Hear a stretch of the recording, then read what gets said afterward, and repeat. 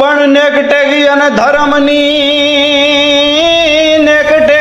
ધર્મની આયા જો ને પાણે વાત હે તો સંત ને સુરા નિપજાવતી હે અમારી ધરતી ની ખમીરાત।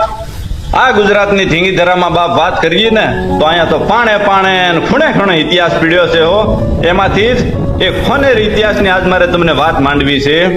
આ વાત છે અમરેલી જિલ્લાના જાફરાબાદ પરગણાનું એક લુણસાપર પંખીના માળા જેવું ગામ।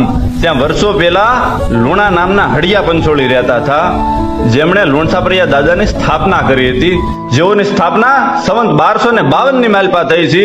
અને આ સ્થાપના કરનાર પાછાળની ભૂમિના હીરાસર ગામથી આવ્યા હતા અને એને અહીં આવી લુણાતા તરીકે ઓળખાણ પામી હતી, જેણે અહીં આવીને 4 સ્થાનકોની દેવસ્થાનકોની સ્થાપના કરી હતી। એમાંનું એક લુણસાપરિયા નાગ, બીજું રંધેશ્વર, ત્રીજું હનુમાનજી અને ચોથું રામેશ્વર। અને એવા તો એમણે અનેક સારા કાર્યો કર્યા હતા, જેવા કે તળાવ બંધાવવા, વાવ બંધાવવી વગેરે જેવા હાલમાં પણ ઉપસ્થિત છે। ત્યાં લુણા હતા એ દાદાની સ્થાપના 50 મણ ઘી અને 1.25 કોટી દાન આપીને કરી હતી। અને આજે જે લુણસાપર ગામ છે એ વર્ષો પહેલા લુણસાપરિયા નાગ દાદાના નામ પરથી તો રાખવામાં આવ્યું છે મારા બાપ, જેને બાપ આ 432 વર્ષના વાણા વાઈ ગયા છે। અને એના ઇતિહાસમાં આગળ વાત કરું ને તો એકવાર નાગમગા બારોટ, જેનું નામ એકનું કીકીજી અને બીજુંનું નામ દીકીજી, જે દાદા પાસે દાન લેવા શીખ લેવા માટે આવે છે અને જેને દાદા દાન આપે છે પણ દાન ઓછું પડતા દાદા મગજમારી થાય છે, ઝઘડો થાય છે, માથાકૂટ થાય છે અને એમાં દાદાના ગુસ્સો બહુ આસમાને જાય છે અને દાદા ગુસ્સામાં આવી અને દીકીજીને દંશ આપે છે। અને ત્યાં તો મોટા ભાઈ કીકીજીની રાડ ફાટી જાય છે કે ઓહો આ શું થયું, અરે ખૂબ પસ્તાય છે।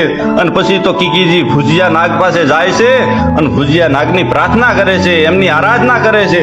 અને લુણસાપરિયા દાદા તો દિલના ભોળા બાપ, એટલે ભોળા હોય ને એ જ પ્રગટ થાય, એટલે પ્રગટ થયા અને દાદા તેના ભાઈનું ઝેર દીકીજીનું ચૂસી લે છે અને દીકીજી 6 મહિના પછી સજીવન થાય છે, નવો અવતાર જેને કહેવાય મળ્યો છે એમને।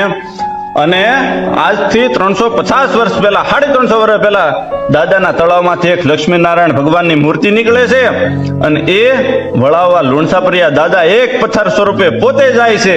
તેવામાં હનખડા નજીક હાથ હમડા જેને કહેવાય છે, એની પાસે બળદગાડીના ઢાંઢા ગાડીના જોતર તણાવા માંડે છે અને આગળથી ઉલાળ થવા માંડે છે, એટલે બળદ ભડકવા લાગે છે। એવામાં ગાડા ખેડૂ નીચે ઉતરી અને દાદા સ્વરૂપે જે પથ્થર હોય ને ગાડામાં એને ફેંકી દે છે, એમનો ઘા કરે છે, એમનો તિરસ્કાર કરે છે। ત્યારે દાદા પોતાનું વાસ્તવિક સ્વરૂપ ધારણ કરી અને બાપ પ્રગટ કરી અને ત્યાંથી હાલ્યા જાય છે। ત્યારબાદ તો ત્યાં લુણસાપરિયા દાદા અને લક્ષ્મીનારાયણની સ્થાપના કરવામાં આવે છે, જેને આજે મારા બાપ 350 વર્ષ થઈ ગયા છે। એક વખતની વાત છે, એકવાર પાછાળના હીરાસર ગામની એક રબારીની દીકરી ત્યાંથી હાલીને દાદાને માનતા કરવા માટે આવે છે અને એ દીકરીએ દાદાને કોઈથી આંખમાં મેં સાંજવા જાતા કોઈની એની દાદાની ડાબી આંખમાં વાગે છે અને દીકરીને ખૂબ પછતાય છે કે અરે દાદાની આંખ મારા હિસાબે ફૂટી ગઈ છે।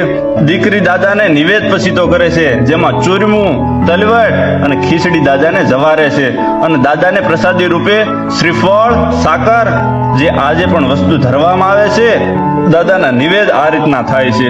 આ ઘોર કળિયુગની માલપા આજે પણ દાદાના દર્શન કરવા લોકોની બધી મનોકામના દાદા પૂરી કરે છે અને લોકોના દુઃખ દૂર કરે છે।